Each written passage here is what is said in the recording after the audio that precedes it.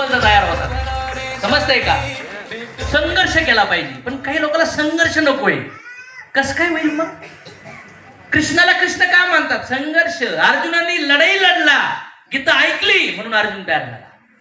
हनुमानांनी भरपूर मेहनत केली म्हणून लोक हनुमानाची मंदिर आहेत आज. काय वाटतं तुम्हाला?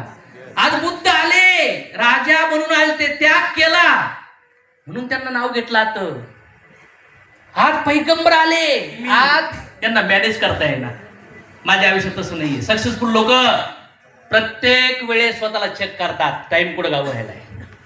समज म्या, सक्सेसफुल लोक टाइम फाईस नाही करत. जर तुम्हाला ऊस लावलेला आहे, द्राक्षे लावले, डाळिंब लावले, तर तुमच्या शेतीमध्ये दुसरं येऊन काही पेरू शकतो का?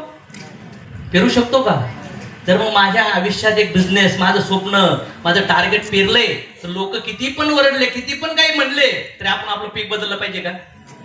नाही बदललं पाहिजे. मग मोटिवेशन नाही होणार. Never trust negative people. Never trust negative sleeping depending. प्राण्याला, कुत्र्या मांजराला जेवण फुकट, झोपायला फुकट, संरक्षणासाठी दात नखे विष, आणि मुलं जन्माला घालायला, सेक्शुअल लाईफ, त्यांना कुंडली बघून काही लग्न बिग्न करावं लागतात का प्राण्यांना? पण माणसाला किती चॅलेंजेस आहेत. प्राण्याला जे सुख फुकटमध्ये, ते सुख भेटण्यासाठी आपण शिक्षण घेतो, 40-40 वर्ष रक्ताचं पाणी करतो, तरी पण आपल्या परिवाराला आपण सुखी नाही ठेवू शकतो. मग हे ह्युमन लाईफ प्राण्यासारखे सुख भोगण्यासाठी भेटलेलं नाही.